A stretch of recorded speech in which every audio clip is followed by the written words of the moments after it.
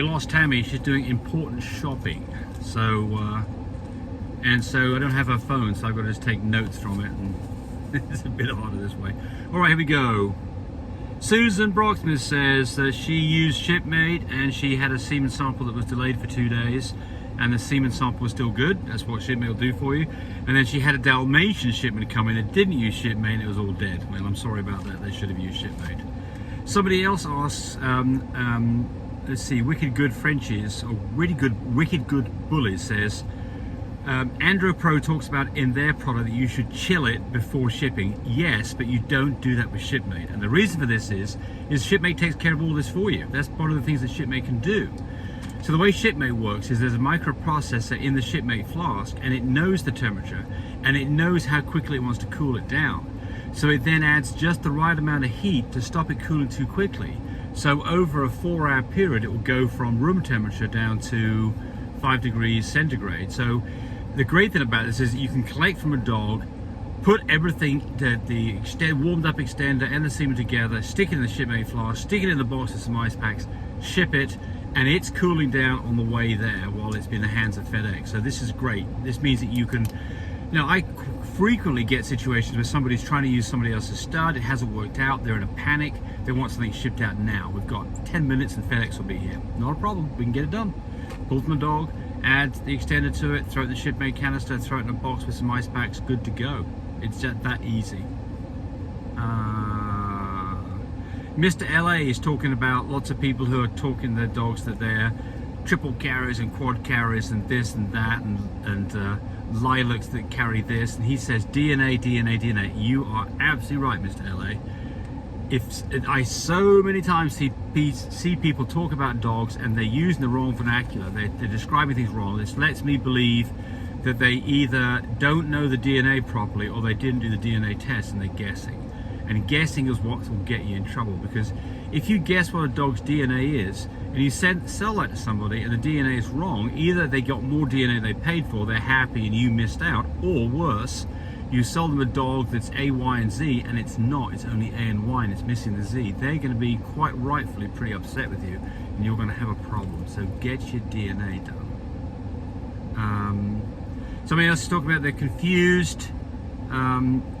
Cod's Good God says, let's see, I think they're confused about, let me see what I've got here. This is somebody who's talking about their bulldog, and they said it's brown with, it's brown patches on white. That's a pied. That's a pied dog. How can you tell a pied dog? Well, of course, one way is you do the DNA and it comes back little s, it comes back SS, which is the spotting gene. But the other way that you can tell a pied dog is, especially in Frenchies, white is not a color that you see, absolutely pure as driven snow white. You only see that in pied dogs. If you see a completely white dog, you can bet your money that it's almost certainly a pied dog. If it's completely white, it's probably an extreme pied.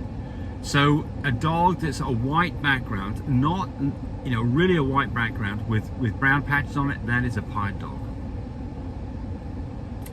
CC says, no heat the first year. A couple of months ago swollen, but I didn't see any blood. What's going on?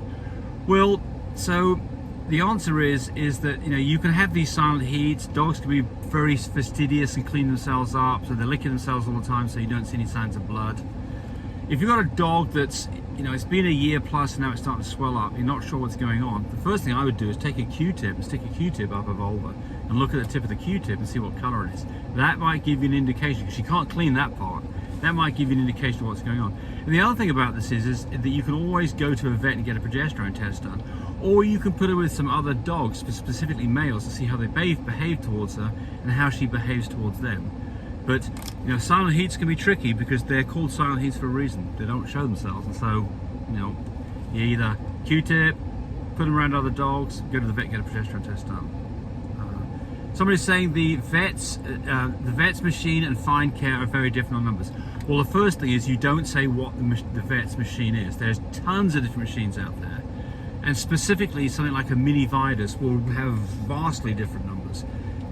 On a mini Vidus, let's talk about IDEX first, because that's the one that that's the expense of the machine that most of the vets have. The IDEX machine, we're talking ovulation, we are breeding, we're ovulating on a 5, the next day it's an 8, we're breeding on a 15, 2 days afterwards. On a mini Vitus, you're breeding on almost a 30. It's almost twice as high. So if you're comparing it with a mini Vitus, you are not going to see similar numbers at all. On a fine care, where it's 15 on a IDEX, I think you're typically around a 17 on a fine care. And that seems like a lot of difference. 2 points. What the hell's going on? Well, remember, when he gets to 15, the next day it's a 25. So to see a difference in 2 points, it might only be a couple of hours later. And we're not trying to get within a couple of hours on breeding our dogs. We're trying to get within a day, plus or minus a day. So the important point here is just don't go off a single test. If you've got a fine care machine, start testing day 6 and start testing, more than once, and look for this sudden increase in numbers. That's the secret. Doesn't really matter what the number is. Typically on a fine care it's a 7, but what you want to see is the numbers are slowly rising about a point a day, and all of a sudden you see almost a doubling in numbers every day. That knee point, that is ovulation. And that's the thing to look for. It doesn't matter what the machine is, they're all going to do this, because the progesterone levels in the dog are literally, again, about 70% after ovulation every day. So day after ovulation on a fine care, 7, next day 12, next day 17, day after that 25. You see, day before that it was a 6, a 5 and a 4, just rocking along very slowly, and all of a sudden you see this jump. And that's what you want to do, is you want to see if you can catch that jump, because that tells you what's going on. So what I do on the fine care is I breed on a 17, I breed 2 days later and make sure the number is above a 22, and if it is, I'm done. If it's not, I then go back and breed again and test again. And if you're going to do a TCI or a TCI or a surgical, then those numbers need to be something above a 30. Someone's asked about a stud dog. Can I have a stud dog in the house? Absolutely, you can. There could be some problems. I've done this successfully without any trouble. Well, I say without any trouble. Here's the problem with a stud dog. They want to pee all over the place. You've got to break with that habit, and one way to do that is you neuter dogs at a young age, and it stops them from doing this marking for the most part. Doesn't always work. But my stud dogs, and we've got 20 of them, they don't come in the house, because if they did, I promise you there'd be pee here, they'd pee there, there'd be pee here. In 2 minutes they'd have peed 7 times. Little squirts. They're marking the territory, and that's the problem with a stud dog. Now, I have had a single stud dog in the house with some other girls, and it was fine. He didn't do that. But I promise you, if you start getting many stud dogs together, then there's 2 things. One is that if they're around dogs in heat, they might squabble and fight a little bit. So we're very careful about letting dogs out with girls in heat, because we don't want them to start bullying the girl to try to get to her before the other boys can. They'll do that. And they can tussle amongst themselves, and that can end up in a fight. I mean, I haven't had a fight with my Frenchies, but I've got to the point where it was close and don't want to ever get past that border point. So one stud dog in the house, it might work out. One stud dog in the house, just one stud dog in the house, your wife or girlfriend may be really upset with you because that dog may be peeing and pissing all over the place. Someone here is confused about lilacs that are testable chocolate. Yes, well, the people who are telling you that are confused too. Because a lilac is a blue dog that is also a cocoa dog. It's little d, little co, little co. A dog that is a testable chocolate version of that would be called an Isabella. And that is a little d blue dog with little b testable chocolate. Different things. If they combine all of that and then becomes a new shade, that would be a little d blue dog that also had little b testable and little co cocoa. That's an expensive dog, by the way. So yeah, if people are describing, if someone describes a lilac with testable chocolate, it could be a lilac that carries testable chocolate. That would be a fair thing to say. But if they say my lilac is also testable chocolate, they don't know their DNA properly, and you need to get a DNA report from them. Otherwise, you're going to get they're going to confuse you, and if you're breeding, you may not get the results you want. This guy here says he had his first litter without using folic acid, and he had a cleft palate. And so he's saying next time I'm going to use folic acid. Yes. Look, will folic acid fix all cleft palates? I don't know. I don't get cleft palates. I use give my dogs 5 milligrams of folic acid from the moment I bred them until they whelp. I haven't had a cleft palate in many years. Is it because of the folic acid, or is it because of my breed lines? I don't know. But there is scientific papers that suggest that you can stop some of these birth defects by using folic acid. So crap, why not do it? It's like you and I taking vitamins. Now, it's depending on your age and what your diet is, to take some vitamins, and it is sensible, because the downside to this is almost nil. Now, on the other side of this, if you take huge amounts of vitamins, whether we're talking about dogs or human beings, you can have all kinds of problems. So it doesn't mean, don't start getting in this trap that a little of something's good and a lot's even better. The right amount's what you want. So be sensible about both yourself. Look and see what the, if you talk about humans, look and see what the recommended daily dosage is, and stay somewhat within those parameters. I mean, if you're going 50 and 100 times over, I think that maybe you might be making a mistake. But 5 milligrams of folic acid, I would do it.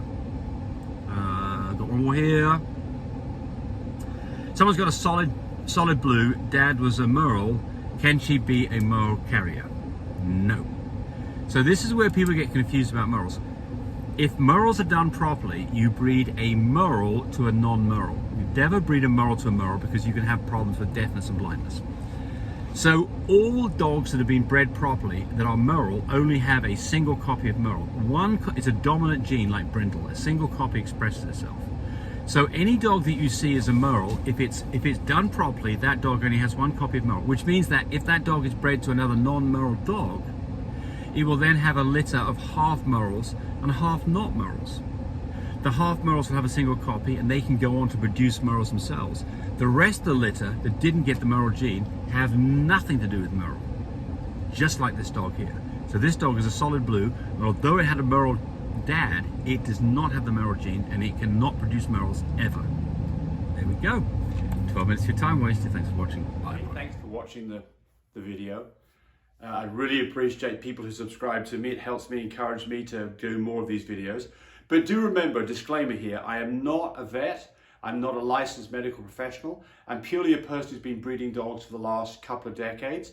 Any information that you got from this video, use at your own risk. There's nothing implied here, and certainly this should not be used as a substitute for advice from your veterinarian or your medical professional.